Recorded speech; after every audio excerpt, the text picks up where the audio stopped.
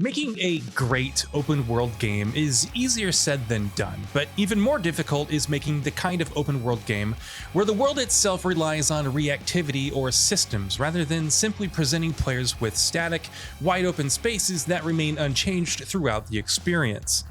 Thankfully, there have been several games over the years that have done just that. A couple of years ago, we highlighted some such games and a similar feature, but there are still plenty of games, some that have come out since then, that deserve to be on that list as well. So here, we'll be talking about 15 more open worlds that impressed us with their dynamism. Obviously, the games we mentioned in our previous list aren't going to be mentioned here, so if you don't see something like Breath of the Wild or Metal Gear Solid 5, don't flip out. Red Dead Redemption 2. Red Dead Redemption 2 is a game of two halves. If you stick to the story missions exclusively, it's a pretty linear, tightly scripted game, but those who want to mess about in its sandbox will find a game built on completely opposite design principles. Excellent NPC AI and a systems-driven open world combine in an experience that never fails to surprise, constantly putting players in situations that react to your actions in surprising ways. Days Gone. Days Gone was not a game without issues, but when viewed purely on the strengths of its open world, it fares far better. In fact, it's a much more open world than several others made by PlayStation Studios. Days Gone is built on the idea of emergent gameplay, where multiple systems interact with each other to give players a complex web to play around with. You only need to interact with one horde of freakers to realize how many possibilities open up once you really start engaging with the game's mechanics. Forza Horizon 5. Racing games in particular have always found it hard to properly implement open world settings, but Forza Horizon as a series always seems to know exactly how to do it, and Forza Horizon 5 is the pinnacle of that formula so far. What's most impressive about it is how it cleverly uses the seasons mechanic introduced in its predecessor in a much more organic fashion, with different seasons bringing about different weather effects that change based on what biome of the world you're in. There's always something new and interesting to experience in Horizon 5's Mexico, no matter how much time you've spent driving through its streets.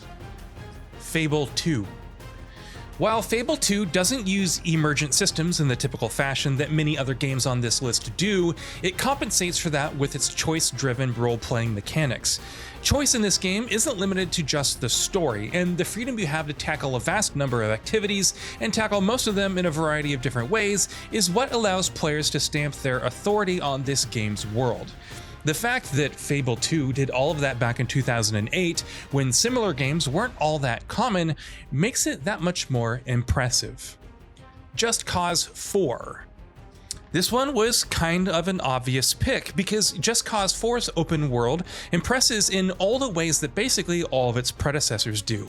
Avalanche's flagship series has always been best known for its bombastic action and chaotic destruction, and all of that is on full display in Just Cause 4. Now, add to that ridiculously over-the-top weather effects and expanded traversal and movement mechanics, and what you get is a sandbox that you can mess about in endlessly. Saints Row the Third. Of course, you can't talk about open world franchises known for their bombastic action and not mention Saints Row. In that group, Saints Row the Third is probably the game that strikes the best balance between the series' over-the-top elements and a more grounded style. Blasting through enemies in the streets of Steelport with an excellent physics and increasingly ridiculous arsenal of weapons never gets old in this classic. Sea of Thieves. Sea of Thieves is one of the best recovery stories for a game in the industry, and in its current state, there's no shortage of things Rare's multiplayer pirate adventure deserves praise for. Its dynamic open world is one of its many strengths. Sailing on the seas, interacting with other players, making a name for yourself as a pirate, and hunting for loot and treasures is a ridiculously addictive loop that works exactly as well as it should. No Man's Sky. Speaking of games that made incredible recoveries, No Man's Sky would have been a contender for a list such as this one, even when it came out, but as the game exists right now, it's a no-brainer. The sheer breadth of activities available to players in No Man's Sky is simply staggering. Whether you want to explore the endless expanse of the universe, engage in the robust base building mechanics, dive into the multiplayer offerings, or so much more. The way No Man's Sky pulls all of that together into a single, mind-bogglingly and massive experience can never be praised enough. Fallout 4. Emergent, systems-driven open worlds are all the rage right now, but Bethesda has been making these games long before they became an industry-wide trend. As ridiculous and buggy as the experience can get, it keeps finding ways to react to players' actions in consistently interesting and surprising ways, so that you can never be too sure about what to expect. Halo Infinite. Like many other franchises have done over the last decade, Halo made the decision to adopt an open-world approach with Halo Infinite in an effort to reinvent itself, and unlike some high-profile failures, it made that transition with great aplomb. Halo has always been about its combat sandbox above all else, and Infinite's open-world setting acts as a perfect foil for that. Though not particularly massive, the open world of Zeta Halo is full of excellent combat encounters that players can approach in a variety of different ways, allowing the game's incredible combat to shine on a consistent basis. XENOBLADE Chronicles. Open world games often find it hard to balance quality and quantity, but XENOBLADE Chronicles is one of very few examples of games that manage to do just that. This is a world that's full of wondrous sights and striking vistas, massive monstrosities to beat and conquer, and a plethora of quests to engage in. It's a world that feels alive and thriving, and exploring it remains fundamentally exciting from beginning to end. SUBNAUTICA Below Zero. Unknown Worlds Entertainment created an absolutely gorgeous open world with the original Subnautica, and with its sequel, Below Zero, they went a step further.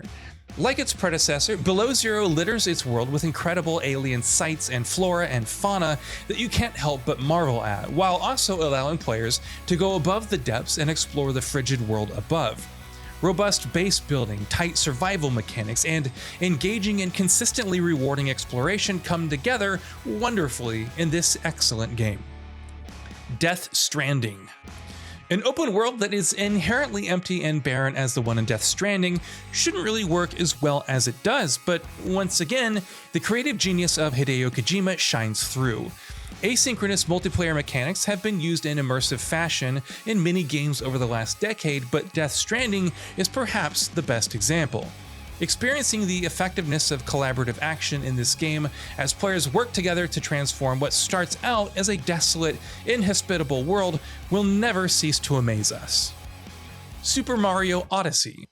Okay, so yes, Super Mario Odyssey isn't technically an open world game, but is anyone who's played it and experienced its expertly crafted sandboxes will tell you it absolutely deserves a place on this list.